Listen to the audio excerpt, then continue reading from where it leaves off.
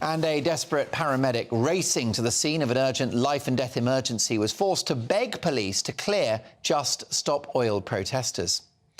This was from Waterloo Bridge in London this morning after the eco-clowns staged a slow march, halting traffic in both directions. But the so-called climate activists got a taste of their own medicine when they were left angered by the police response to their antics. Megan, have you got the clip?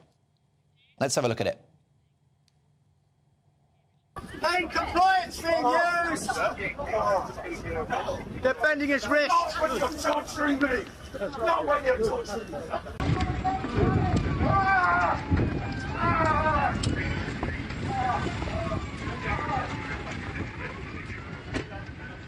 So, pain compliant is short, very short, immediate pain. Lively stuff. Well, tonight I'm asking, are the police right to use physical force to halt Just Stop Oil? Let me know your thoughts. Mark at gbnews.com or tweet us at gbnews and do vote in the poll on Twitter. But to discuss this now, I'm delighted to welcome the former police sergeant and former police sergeant and current writer, Harry Tangye.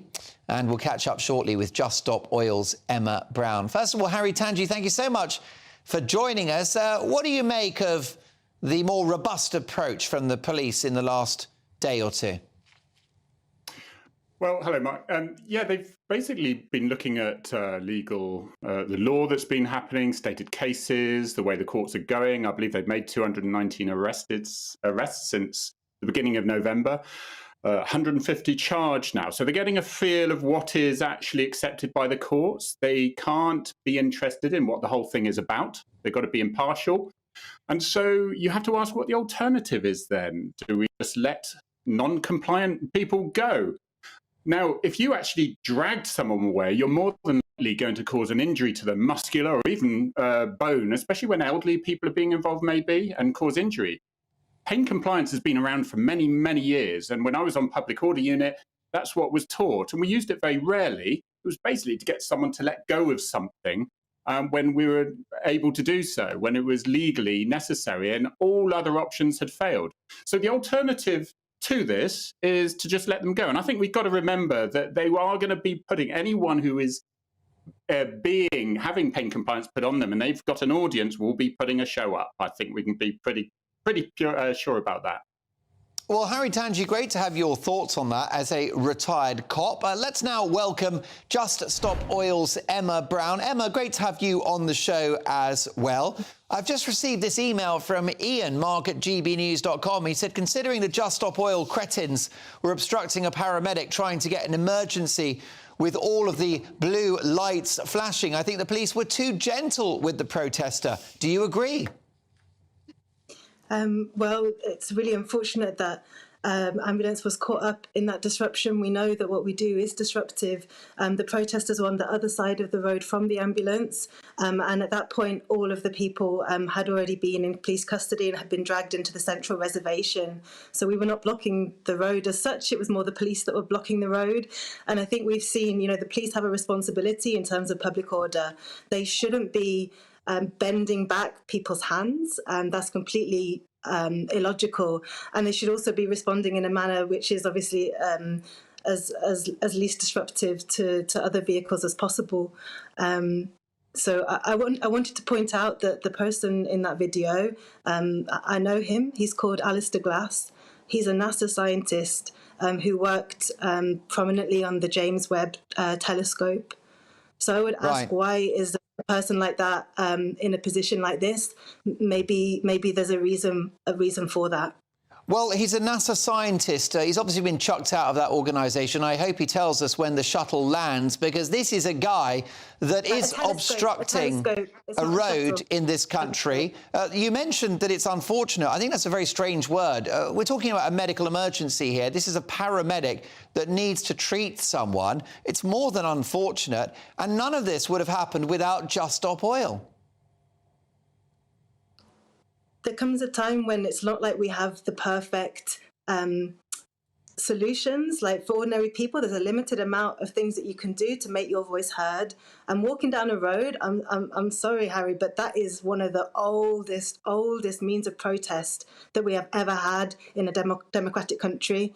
So it should be acceptable to walk down a road. And usually we do work with organisations to, we do try and get off the road if there is a blue light, and we've been doing these kind of protests for a very, very long time, and nobody has been hurt, and that is because we do try our very best. And in terms of those tactics working, though they do work, we've seen in the Netherlands that tactic of blocking I think it's the A12 for a month, and it's worked.